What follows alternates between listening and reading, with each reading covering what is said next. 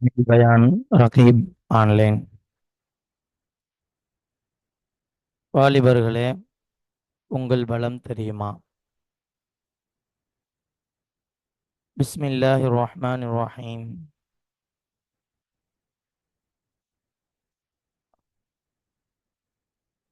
அஸ்ஸலாமு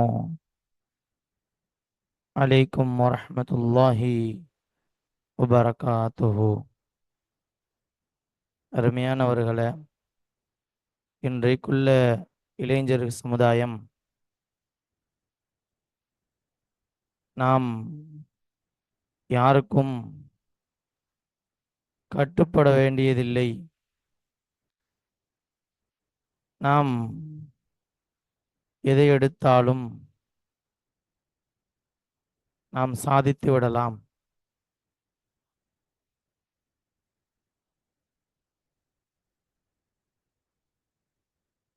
உண்மைதான். அல்லாஹ்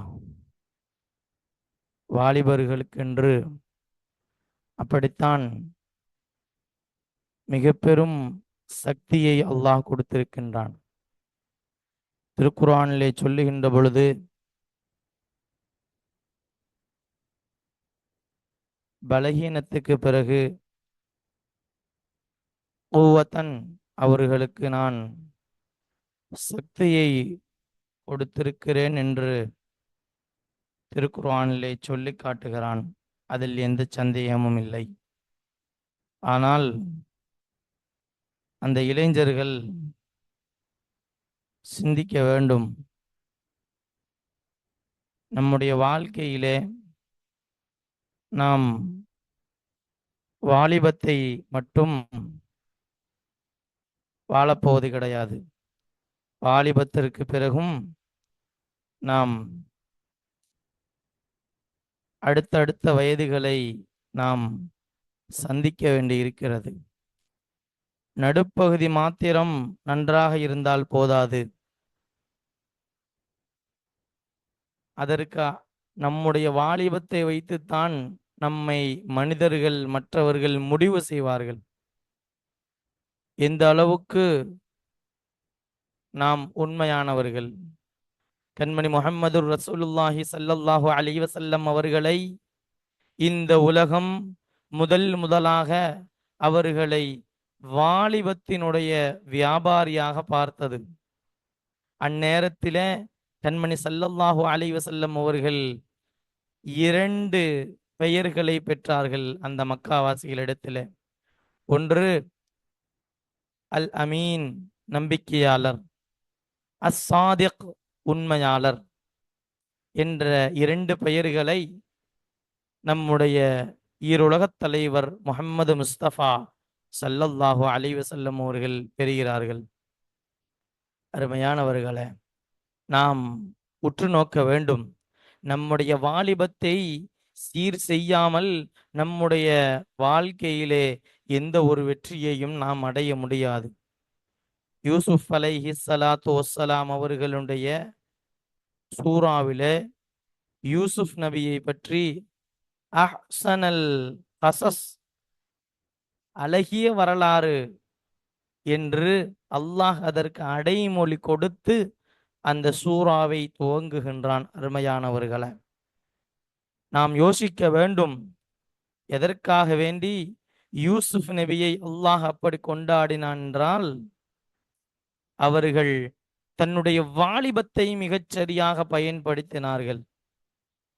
இதை ஒவ்வொரு வாலிபர்களும் புரிந்து கொள்ள வேண்டும். அருமையானவர்களே, கண்மணி ஸல்லல்லாஹு அலைஹி வஸல்லம் அவர்கள் சொல்லித் தருவார்கள், ரிலர் ரப்பி ஃபீ ரிலல் வாலிதி. கண்மணி முஹம்மதுர் ரசூலுல்லாஹி ஸல்லல்லாஹு அலைஹி வஸல்லம் அவர்கள் சொல்லித் தருகிறார்கள்,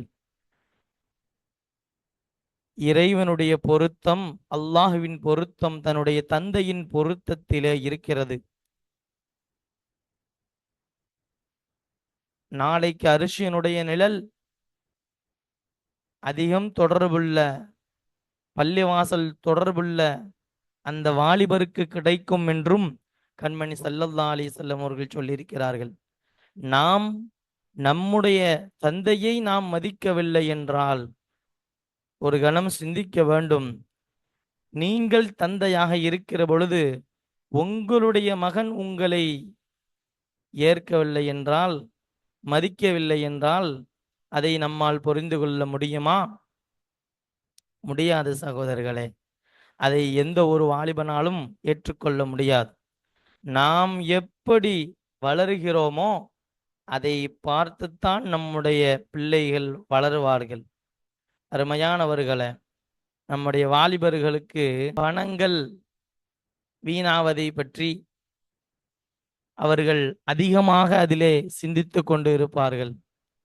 ஒரு ரூபாயை கூட நாம் வீணாக செலவழித்திடக்கூடாது. ஆனால் நமக்கு கிடைத்திருக்கின்ற அந்த நேரம் காலத்தை பற்றி வீணாக கழிகிறது, செல்போனிலே கழிகிறது, வீணான விளையாட்டுகளிலே கழிகிறது, பொழுதுபோக்கிலே கழிகிறது, ஏதோ ஒரு பெண்ணின் பின்னால் கழிந்து கொண்டிருக்கிறது. அருமையான வாலிபர்களே, நாம் சிந்திக்க வேண்டும். நம்முடைய வாலிபம் என்பது சர்வசாதாரணமானது அல்ல. உறுதிமிக்க வாலிப சக்தி ரொம்ப உயர்வானது. முஆத் ரலியல்லாஹு தஆலா அன்ஹு அவர்களை யமன் தேசத்திற்கு கண்மணி முஹம்மது முஸ்தபா ஸல்லல்லாஹு அலைஹி வஸல்லம் அவர்கள் அனுப்புகிற பொழுது அவர்களின் வயது 16. அருமையானவர்களே, நாம் சிந்தித்து பார்க்க வேண்டும். அப்படி ஒரு வாலிபத்தை, வாலிபத்தின் தலைவராக, ஒரு கவர்னராக மிகச் சரியாக அவர்கள் பொறுப்பை ஏற்று நடத்திருக்கிறார்கள். இளைஞனே, நீ புரிந்து கொள். நீ யாருக்கும் அடிமை அல்ல. நீ ஒன்றை யோசிக்க வேண்டும். நம்முடைய காலத்திலே நிறைய நேரங்கள் உனக்கு செல்போனில் தான் கழிந்து கொண்டிருக்கிறது. 24 மணி நேரத்திலே 22 மணி நேரம் செல்போனிலே கழிந்தால் எப்போது நீ தூங்குவது, எப்போது உன்னுடைய தாய் தந்தையருக்கு வேலை செய்வது, எப்போது நீ முஆத் ரலியல்லாஹு தஆலா அன்ஹு அவர்களுடைய வம்சாவளியில் வந்த வாலிபர் அல்லவா நீ, அவர்களை போன்று சமுதாய சேவை எப்போது செய்வது என்பதை நீ நன்றாக யோசித்துப் பார். இன்றைய வாலிபர்களுக்கு அதிகமான நேரங்கள் பொழுதுபோக்கில் தான் கழிந்திருக்கிறது. அவர்களுக்கான கிராஜுவேட் திங்ஸ், அவருடைய எஜுகேஷனுடைய டாப் லெவல்ல எப்படி கொண்டு போறது என்கிற அந்த செய்திகள் கிடையாது. அவர்கள் இளைஞனே, ஒன்றை நீ புரிந்து கொள்ள வேண்டும். நீ படிக்கிற பொழுது உன்னோடு 100 இளைஞர்கள் படிக்கிறார்கள். ஆனால் நீ வேலைக்கு வருகிற பொழுது 1000 பேர்கள் அங்கு வேலைக்கு வருகிறார்கள்.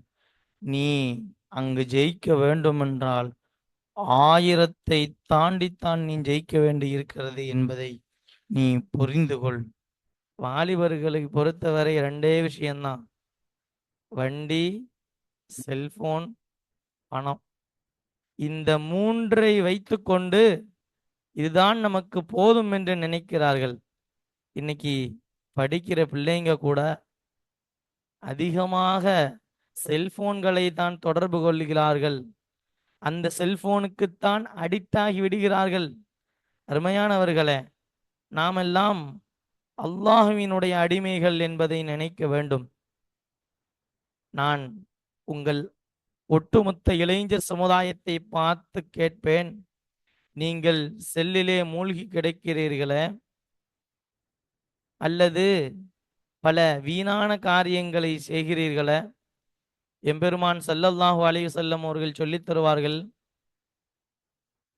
இந்த இஸ்லாத்திலே மின் ஹுஸ்னி இஸ்லாமில் மர்இ, இந்த இஸ்லாத்திலே ரொம்ப நல்லது என்னவென்றால் தர்க்குஹு மாலா யானி, நீங்கள் தேவையில்லாத விஷயத்தை விட்டு விடுவதுதான் என்று கண்மணி முஹம்மதுர் ரசூலுல்லாஹி ஸல்லல்லாஹு அலைஹி வஸல்லம் அவர்கள் நமக்கு சொல்லித் தருகிறார்கள். அனைத்து சமுதாயத்தின் வாலிபர்களை பார்த்து நான் கேட்கிறேன், இவ்வளவு நேரம் அந்த பொழுதுபோக்கிலே கழிகிறீர்களே, உங்களுக்கு நிம்மதி கிடைத்ததா? நிம்மதி என்றால் ஒரு அமைதி, நமக்கான வாழ்க்கையிலே இதற்கு வாலிபத்தின் மூலியமாக வயோதிபம் வரைக்கும் எந்த கவலையும் இல்லாமல் இருப்பதுதான் நிம்மதி.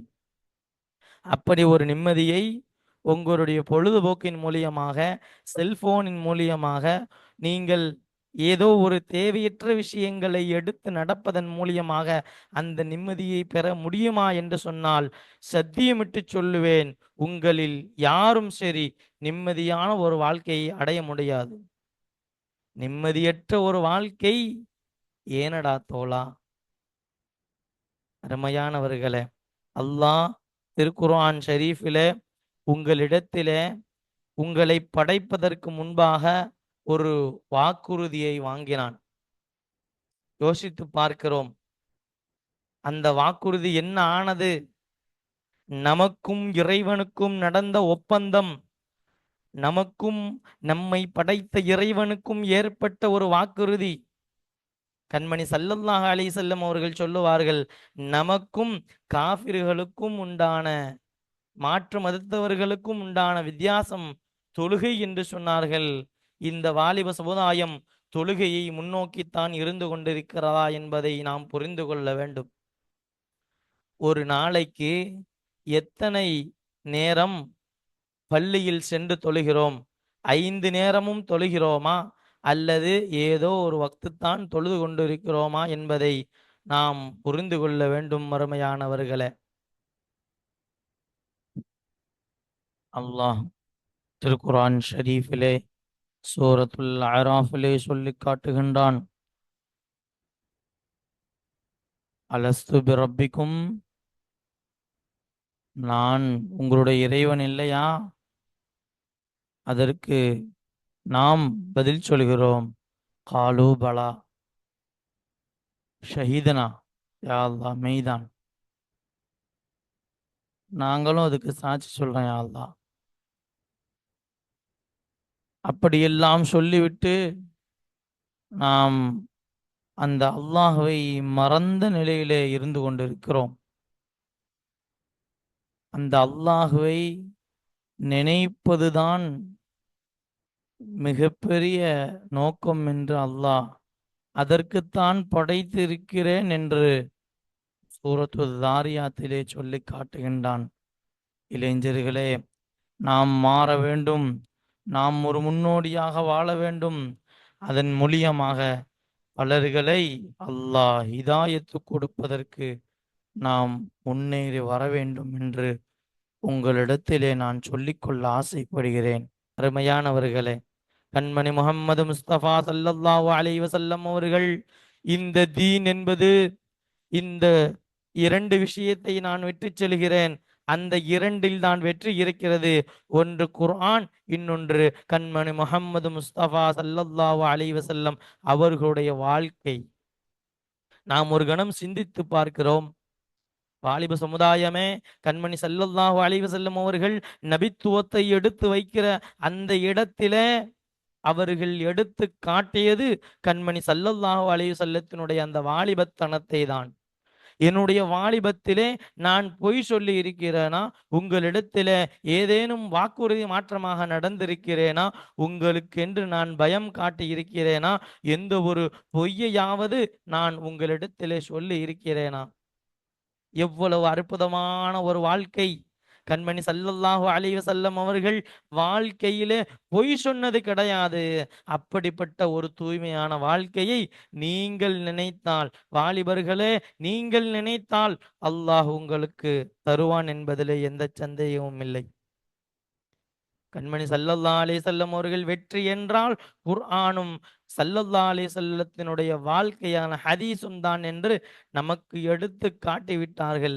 அதை எடுத்து வெற்றி பெறுவதும், எடுக்காமல் நாளை மறுமையில கண்மணி ஸல்லல்லாஹு அலைஹி வஸல்லம் அவர்கள் முன்தான் நாம் அனைவரும் நிறுத்தப்பட இருக்கிறோம் என்பதை சிந்தித்து பாருங்கள் அருமையான வாலிபர்களே.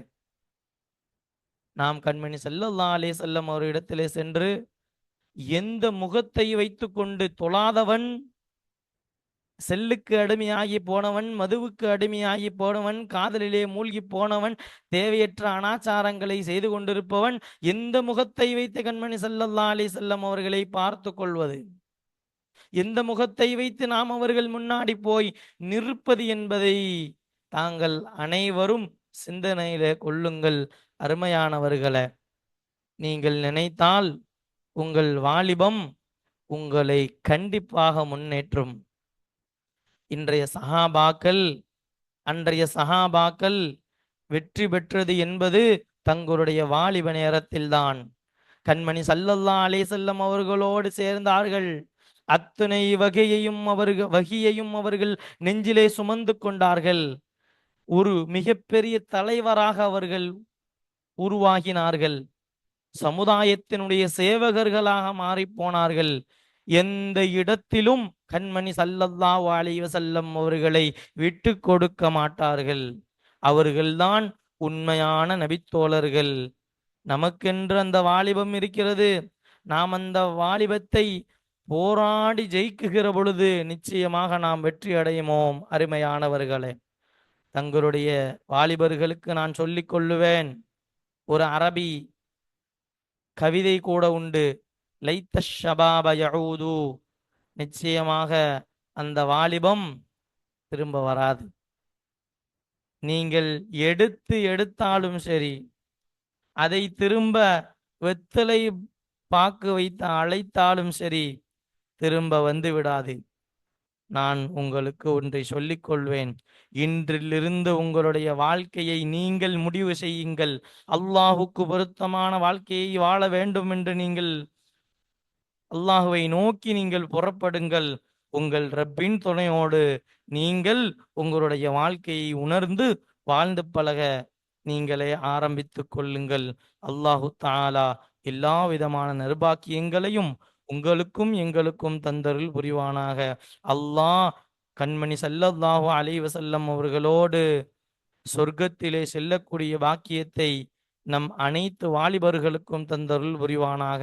நம்முடைய வாலிபத்தை நல்ல முறையில் கழித்து கண்மணியின் ஸல்லல்லாஹு அலைஹி வஸல்லத்தினுடைய துஆவை பெற்று வாழக்கூடிய கூட்டத்திலே அல்லாஹ் நம் அனைவர்களையும் சேர்த்தருள் புரிவானாக. அஸ்ஸலாமு அலைக்கும் வரஹ்மத்துல்லாஹி வபரகாத்துஹு.